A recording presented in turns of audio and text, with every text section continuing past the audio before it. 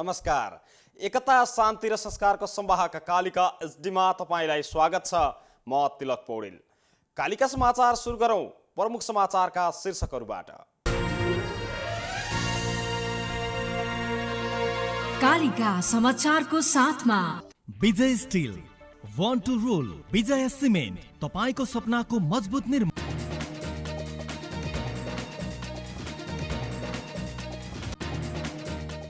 नेपालमा कोरोना संक्रमण हालसम्मकै उच्च, एकै दिन 1350 बढी संक्रमित। कुल संक्रमितको संख्या 44,000 नाग्यो। मन्त्री परिषद हेरफेर नहुने हुँदा ढुक्कले काम गर्न प्रधानमन्त्री ओलीको निर्देशन। अर्थमन्त्री डाक्टर खतिवडाद्वारा पदबाट राजीनामा। निहत्या अश्वेत अमेरिकीमाथि ज्याजती गर्ने 7 प्रहरी निलम्बनमा।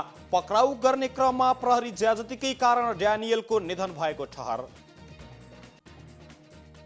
र नेपाली क्रिकेटर सन्दीप आबद्ध टिम जमैका सेमिफाइनलमा प्रवेश।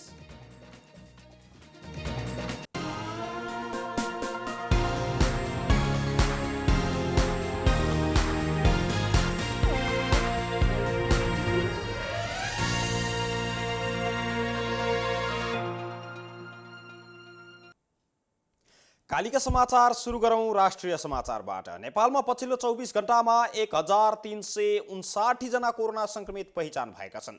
यो अहिलेसम्मकै सबैभन्दा बढी रहेको छ। कोरोना संक्रमित मध्ये 464 जना महिला र 895 जना पुरुषहरू रहेका छन्। शुक्रबार 13,680 जनाको पीसीआर परीक्षण गरिएको थियो भने चितवनमा 82 जना, काठमाडौँमा 386 जना, धादिङमा 19 जना, जुम्लामा 21 जना संक्रमित पहिचान भएका छन्। यो सँगै कुल संक्रमितको संख्या 44,236 जना पुगेको बताइएको छ। पछिल्लो 24 घण्टामा देशभर 14 जना संक्रमितले ज्यान समेत गुमाएका छन्, जसमध्ये 4 जना महिला र 10 जना पुरुषहरू रहेका छन्। निधन हुनेमा काठमाडौँका 3 र चितवनका 1 महिला रहेका छन्। यस्तै पुरुषहरूमा सप्तरीका 2 जना, धनुषा, कास्की, नवलपरासी, प्युठान, रूपन्देही, पाल्पा, सुर्खेतका 1-1 जना रहेका छन्। नेपालमा हालसम्म 44,236 जना संक्रमित पुगेका छन्। शुक्रबार मात्रै 1,354 जना संक्रमितहरू निको भएर घर पनि फर्किएका छन्। हालसम्म यो सँगै निको हुनेको संख्या 25,561 जना रहेको छ। देशभर सक्रिय संक्रमितहरूको संख्या 18,704 जना रहेका छन्। संस्थागत आइसोलेसनमा हालसम्म 10,942 जना रहेका छन् भने होम आइसोलेसनमा 7,462 जना रहेको बताइएको छ। आइसियुमा 151 जना र 26 जना भेन्टिलेटरमा उपचाररत रहेको स्वास्थ्य तथा जनसङ्ख्या मन्त्रालयका प्रवक्ता डाक्टर जागेश्वर गौतमले जानकारी दिनुभएको छ। प्रधानमन्त्री केपी शर्मा ओलीले मन्त्रीहरूलाई मन्त्री परिषद हेरफेर नहुने बताउनु भएको छ। आज भएको मन्त्री परिषदको बैठकमा प्रधानमन्त्री ओलीले मन्त्री परिषद हेरफेर नहुने भएकाले मन्त्रीहरूलाई ढुक्कसँग काम गर्न निर्देशन दिनुभएको हो। अहिले मन्त्री परिषद हेरफेर हुँदैन, बाहिरी हल्लाको पछि नलाग्नुहोस्, प्रधानमन्त्री ओलीको भनाइलाई उद्धृत गर्दै एक मन्त्रीले भन्नुभएको छ। अहिले रिक्त मन्त्रालयमा पदपूर्ति हुन्छ तर तत्कालै अरू हेरफेर हुँदैन, हल्लाको पछि नलाग्नु, आफ्नो मन्त्रालयको तनाव लिनु, प्रधानमन्त्री ओलीले खाली रहेको स्थानमा पूरा गर्ने पनि बताउनु भएको छ भने तत्कालै मन्त्रीहरूको हेरफेर नगर्ने सङ्केत गर्नु भएको ती मन्त्रीले जानकारी दिनु भएको छ। सत्तारूढ दल नेपाल कम्युनिस्ट पार्टी नेकपाको विवाद समाधानका लागि कार्यदलले प्रतिवेदनमा मन्त्री परिषद हेरफेर गर्न सुझाएपछि त्यसबारे चर्चा भइरहेको छ। यस्तै आज बसेको मन्त्री परिषद बैठकमा नेकपाका उपाध्यक्ष वामदेव गौतम राष्ट्रिय सभामा सिफारिस गर्ने बारे प्रस्ताव नै नआएको पनि सो मन्त्रीले जानकारी दिनुभएको छ। उपाध्यक्ष गौतमलाई राष्ट्रिय सभामा पठाउने, राष्ट्रपति समक्ष पठाउने कुरा प्रधानमन्त्रीकै हो, त्यसैले बैठकमा त्यसबारेमा छलफल भएन, सो मन्त्रीको भनाइरहेको छ। नेकपाका सचिवालय बैठकले बिहिबार राष्ट्रपतिले मनोनित गर्ने एक स्थानमा उपाध्यक्ष गौतमलाई पठाउने निर्णय गरेको थियो। यसअघि फागुन 14 गतेको सचिवालयको बैठकले उपाध्यक्ष गौतमलाई राष्ट्रिय सभामा पठाउने निर्णय गरेको थियो र प्रधानमन्त्री केपी शर्मा ओलीले बिहिबारको सचिवालय बैठकमा राष्ट्रिय सभामा गौतमलाई पठाउने प्रस्ताव अगाडि सार्नु भएको थियो। सरकारका अर्थमन्त्री डाक्टर युवराज खतिवडाले पदबाट राजीनामा दिनुभएको छ। खतिवड़ाले प्रधानमन्त्री केपी शर्मा ओली समक्ष राजीनामा बुझाउनु भएको प्रधानमन्त्रीका प्रेस सल्लाहकार सूर्य थापाले जानकारी दिनुभएको छ।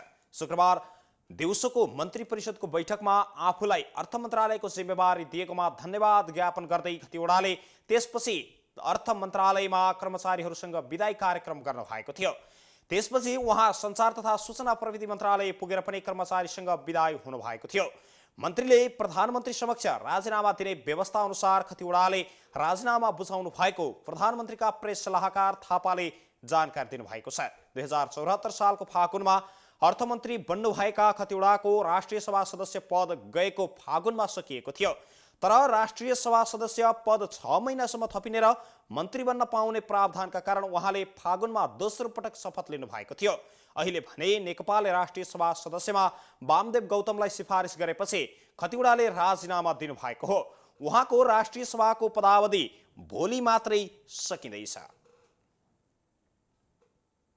प्रमुख विपक्षी दल नेपाली कांग्रेसका महामन्त्री डाक्टर शशाङ्क कोइरालाले पार्टीको महाधिवेशन नजिकिएसँगै सभापति शेरबहादुर देउबा र आफू पेच तारे होटलमा गोप्य भेटघाट भएको भन्ने समाचारको खण्डन गर्नुभएको छ।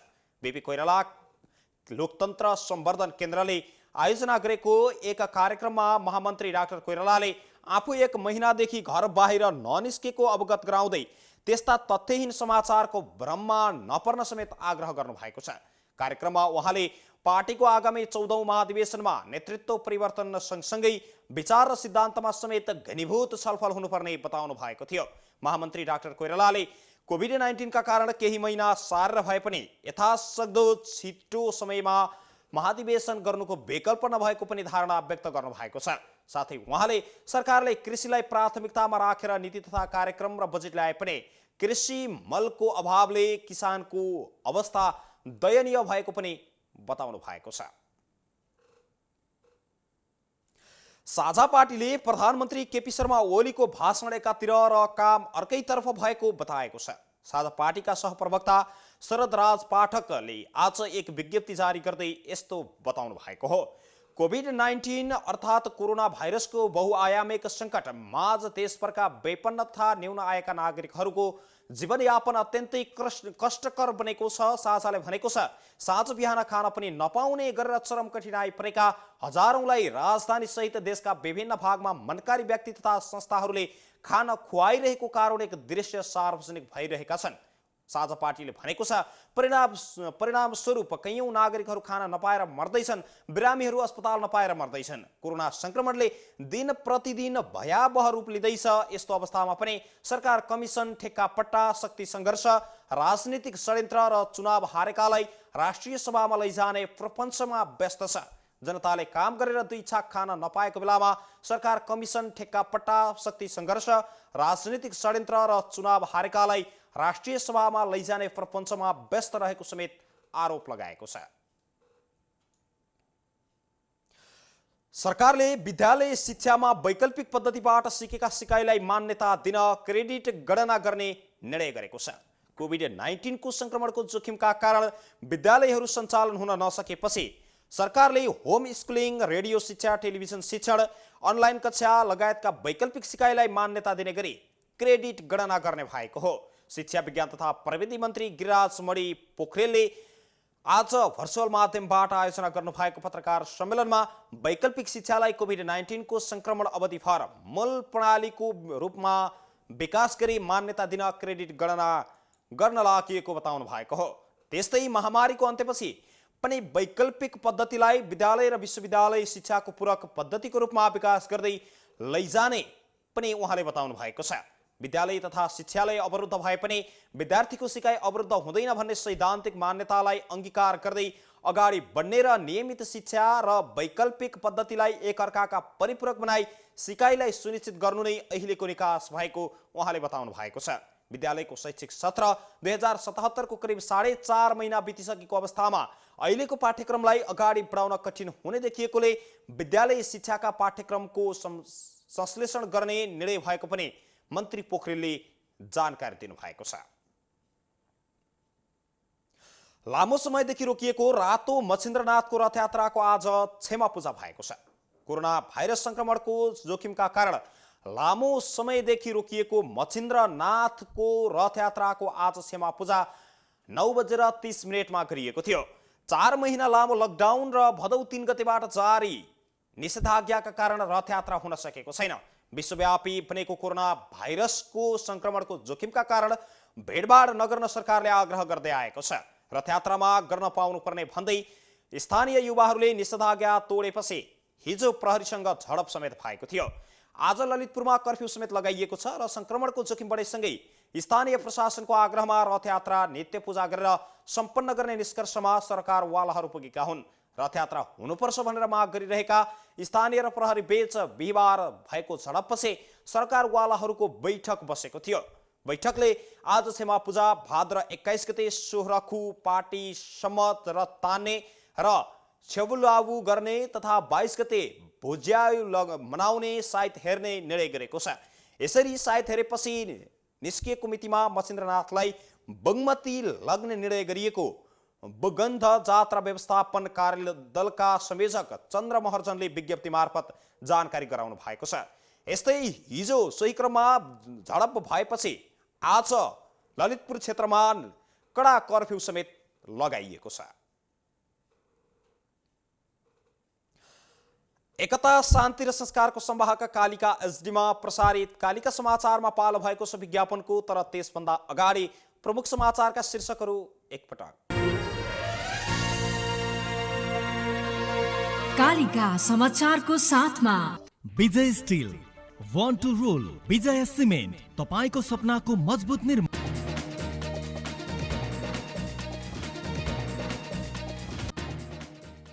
नेपालमा कोरोना संक्रमण हालसम्मकै उच्च, एकै दिन 1350 भन्दा बढी संक्रमित थपिए, कुल संक्रमितको संख्या 44,000 नाग्यो।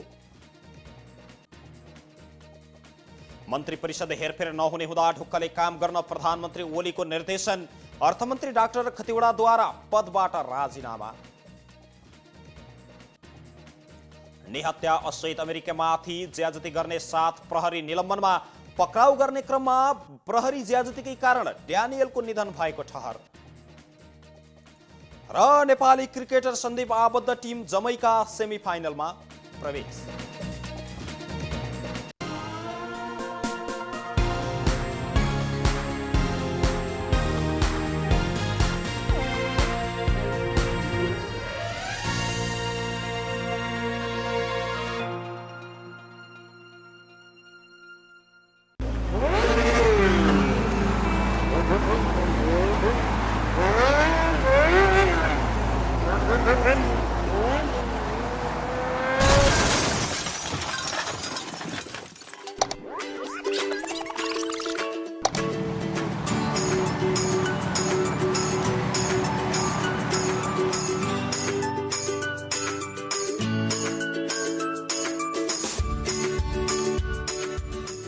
विश्वास कुनै पनि बेला ढल्न सक्छ। अब हामीलाई चाहिन्छ यस्तो आधार जसको मजबुतीले वर्षौं वर्षसम्म हामीलाई विश्वास दिलाओस्, पूर्णतया मजबुतीको अनि विश्वस्त जिन्दगीको। मास्टर बिल्डर ओपिसी सिमेन्ट, जसको हरेक कणले बोकेको छ पूर्णतया मजबुती। विजया सिमेन्टको master builder OPC cement, building your future.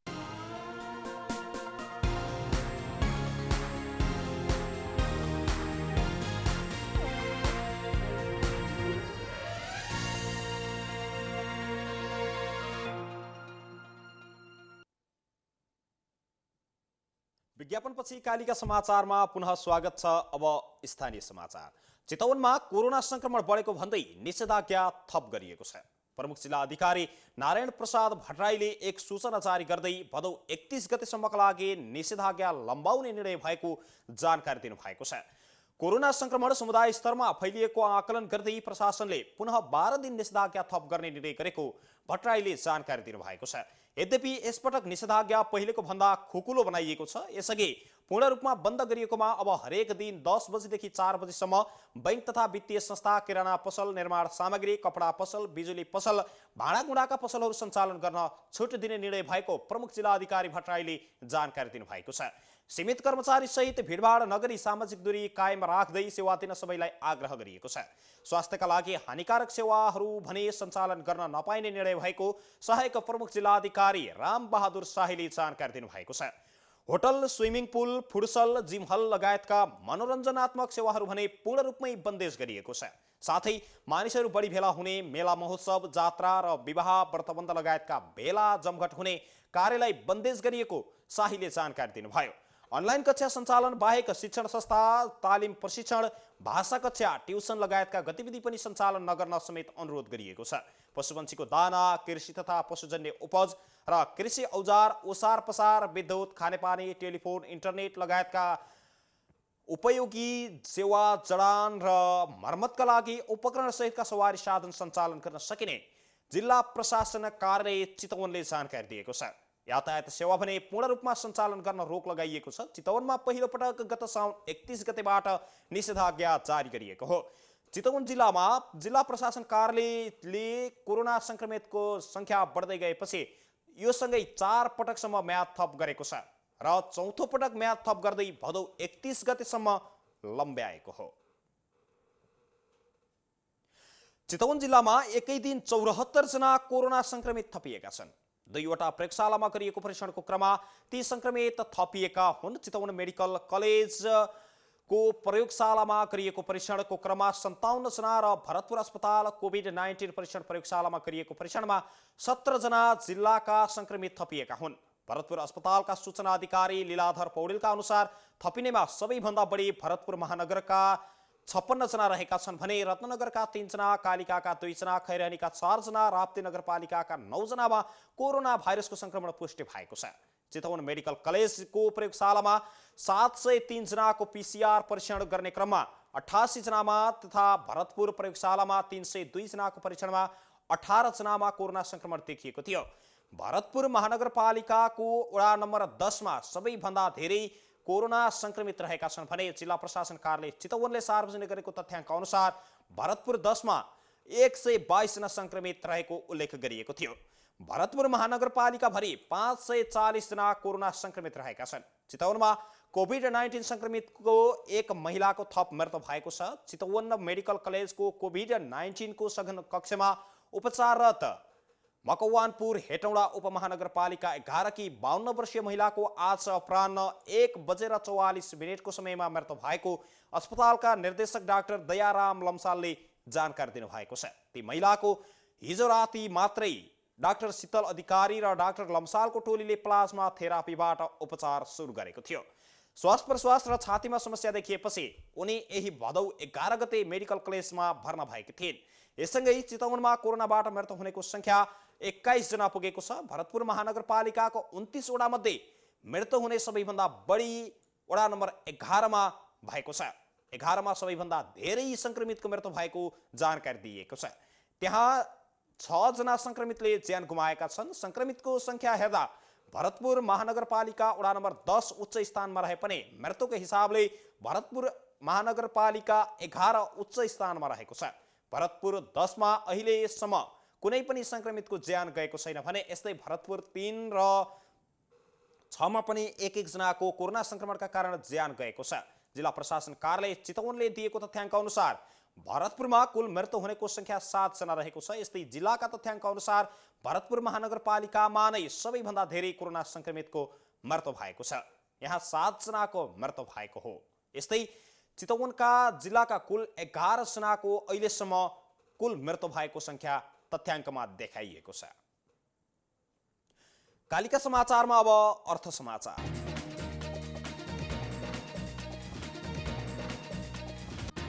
विश्व बैंकले नेपाललाई 1 अर्ब 27 करोड रुपैयाँ अर्थात् 1,85 करोड डलर बराबरको अनुदान सहायता उपलब्ध गराएको छ। अनुदान सहायता उपलब्ध गराउने सम्बन्धमा आज हस्ताक्षर समेत भएको छ। विद्यालय क्षेत्र विकास कार्यक्रममा खर्च गर्ने गरी विश्व बैंकबाट यो सहायता रकम उपलब्ध भएको हो। कोरोना महामारीको संकटका बीच आधारभूत शिक्षामा पहुँच कायम राख्न र बालबालिकाको सिकाइमा निरन्तरता दिन यो सहायताले मद्दत गर्ने विश्व बैंकले जनाएको छ। विश्व बैंक समूह अन्तर्गतको अन्तर्राष्ट्रिय विकास सङ्घ IDA बाट यो सहायता उपलब्ध हुन लागेको हो। विद्यालय क्षेत्र विकास कार्यक्रम विश्व बैंक सहित एसियाली विकास bank, European Union, Finland, global partnership for education, Japan अन्तर्राष्ट्रिय सहयोग एजेन्सी, नर्वे, युएसआइडी, युनिसेफ लगायतको निकायको सहयोगमा सञ्चालन रहेको छ। जीपीई कोभिड-19 द्रुत कोषबाट प्राप्त भएको यो अनुदानले शिक्षा विज्ञान तथा प्रविधि मन्त्रालयको कोभिड-19 आकस्मिक योजना कार्यान्वयनमा योगदान पुर्याउने विश्व बैंकको भनाइरहेको छ। कोभिड-19 ले शिक्षा क्षेत्रमा पारेको प्रभाव कम गर्न र प्रतिकार गर्न सहयोग पुग्ने पनि अपेक्षा गरिएको छ। कालिका समाचारमा अब अन्तर्राष्ट्रिय समाचार। अमेरिकाको रोचेस्टर शहरका मेयर लभली वारेनले एक निहत्या असोहित अमेरिकीलाई पक्राउ गर्ने क्रममा ज्याजती गर्ने 7 प्रहरीलाई निलम्बन गरेकी छन्। पक्राउ गर्ने क्रममा प्रहरी ज्याजतीकै कारण रोचेस्टरका असोहित अमेरिकी ड्यानियल पेरुडको निधन भएको खबर बाहिरिएपछि मेयर वारेनले 7 प्रहरी अधिकारीहरूलाई निलम्बन गरेकी हुन्। नगरकी न्यायाधिवक्ताले यस घटनाको अनुसन्धान गरिरहेको पनि वारेनले बताएकी छन्। मानसिक स्वास्थ्य समस्या भएका ड्यानियललाई प्रहरीले नियन्त्रणमा लिने क्रममा निधन भएको थियो। पक्राउ गर्ने क्रममा मानिसहरूमाथि थुकिरहेका ड्यानियललाई त्यसबाट रोक्नका लागि प्रहरीले स्पिड हुड लगाएको थियो। सोही स्पिड हुडका कारण निसासिएर उनको निधन भएको बताइएको छ। संस्थागत रूपमा रहेको रङ्गभेदकै कारण ड्यानियलको निधन भएको पनि वारेनले बताएकी छन्। 41 वर्षका ड्यानियलको गएको मार्च 30 मै निधन भएको थियो, तर घटना भने अहिले मात्रै सार्वजनिक भएको हो। कालिका समाचारमा अब खेल समाचार। Nepali cricketer leg spinner Sandeep Lamichhane आबद्ध जमैका तलावाजले Caribbean Premier League CPL T20 क्रिकेटको सेमी फाइनलमा प्रवेश गरेको छ। शुक्रबार बिहान अर्थात् आज बिहान सम्पन्न खेलमा गुयाना अमेजन वारियर्सले बार्बाडोस ट्रिडेन्ट्सलाई 6 विकेटले पराजित गरेपछि जमैका आफ्नो खेल खेल्न 2 खेल अगावै सेमी फाइनल पुग्न सफल भएको हो। यसअघि सन्दीपको टोली जमैकाको हिजो राति सेन्ट किट्स एन्ड नेभिस प्याट्रियोट्ससँगको खेल भने वर्षाका कारण रद्द भएको थियो। सो खेलमा दुवै टोली एकाएक अङ्क बाँड्न बाध्य भएका थिए र 3 अङ्कमा समेत सेन्ट किट्स प्रतियोगिताबाट बाहिरिएको छ। उसले हालसम्म 9 खेलमा 1 मा जित तथा 8 मा पराजय भएको छ। जमैका हालसम्म 8 खेलमा 3 मा जितका साथ 7 अङ्कसहित तालिकाको चौथो स्थानमा रहेको छ भने लेगमा 100% नतिजा निकाल्न सफल ट्रिनिडाद नाइट राइडर्स 16 अङ्क बनाउँदै यसअघि नै सेमी फाइनल पुगिसकेको छ। उसले 2 खेल खेल्न अझै बाँकी रहेको छ। लिगमा सबै खेल खेलिसकेको गुयाना अमेजन वारियर्स हालसम्म 10 खेलमा 6 मा जितका साथ 12 अङ्क बनाएर अन्तिम 4 मा स्थान बनाउन सफल भएको छ। यस्तै सेन्ट लुसिया जुक्स पनि सेमी फाइनलमा पुगिसकेको छ। उसले हालसम्म 8 खेलमा 5 मा जित निकाल्दै 10 अङ्क जोडेको छ भने साबिक विजेता बार्बाडोस ट्रिडेन्ट्स भने 9 खेल मध्ये 2 मा मात्रै विजयी भई 4 अङ्कका साथ प्रतियोगिताबाट बाहिरिएको छ। एकता शान्ति र संस्कारको संवाहक कालिका एचडीमा प्रसारित कालिका समाचारको अन्त्यमा प्रमुख समाचारका शीर्षकहरू पुनः एकपटक। कालिका समाचारको साथमा Vijay steel, want to rule, Vijay cement, तपाईको सपनाको मजबुत निर्माण।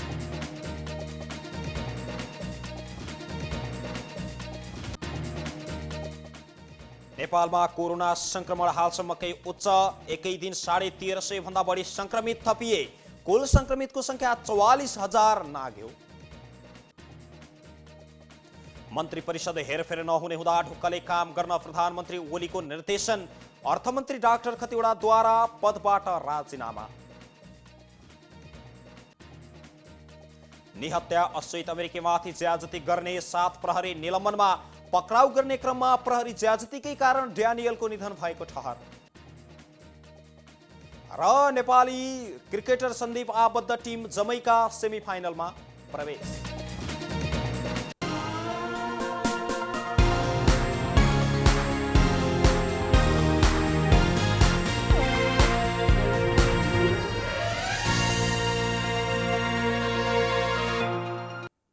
यो सँगै एकता शान्ति र संस्कारको संवाहक कालिका एचडीमा प्रसारित कालिका समाचार अहिलेका लागि यति नै।